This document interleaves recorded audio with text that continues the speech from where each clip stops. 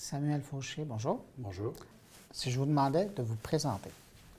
Oui, donc je suis le directeur de l'équipe Vision et Imagerie au CRIM et je suis aussi chercheur senior dans l'équipe Vision et Imagerie. Finalement. Quel genre de projet vous interpelle? Moi, j'ai une spécialité en télédétection, ce qu'on appelle remote sensing en anglais.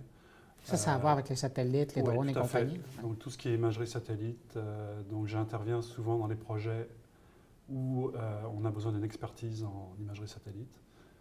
J'ai aussi une expertise plus pointue en polarimétrie radar. Ah, ça, vous allez me dire ce que c'est?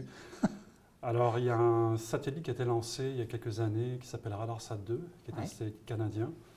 Et c'est un satellite radar. Donc, le radar permet de faire des observations de la Terre dans un domaine électromagnétique qui n'est pas sensible aux nuages. Donc, c'est une source active, ce qui veut dire qu'on n'est pas tributaire du rayonnement solaire.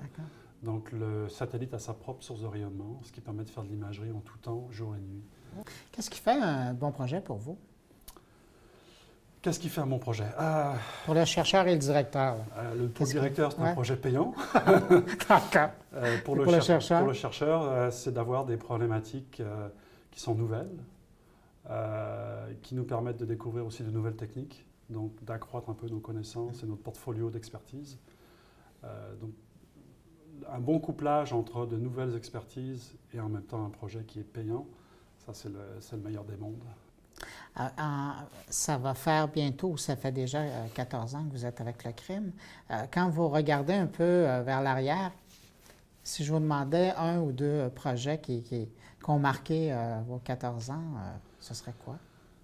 Je dirais que pour moi, personnellement, c'est les projets avec l'Agence spatiale canadienne, qui ont été des projets de longue durée, sur 2 ans, avec beaucoup de problématiques intéressantes au niveau scientifique, et aussi un impact au niveau des applications. C'est-à-dire que ces projets visaient directement une application concrète pour des départements canadiens, des agences fédérales canadiennes.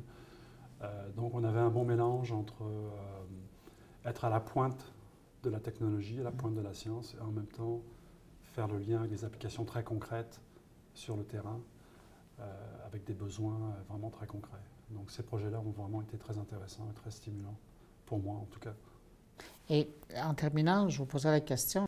Aujourd'hui, si on regarde le CRIM dans l'environnement où on est, au niveau de la recherche, du développement, c'est quoi l'avantage du CRIM?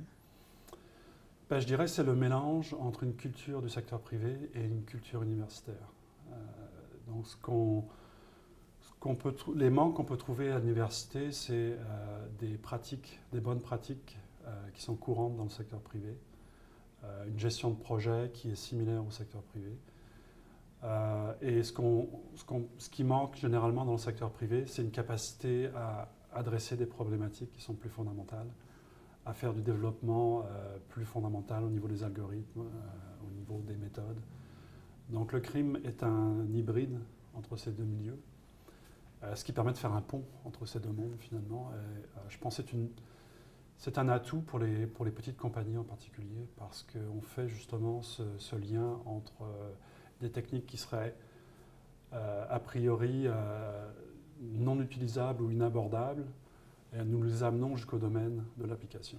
Donc ce transfert-là, de passer de la théorie à la pratique, permet à nos clients d'innover et de mettre en place de nouvelles techniques.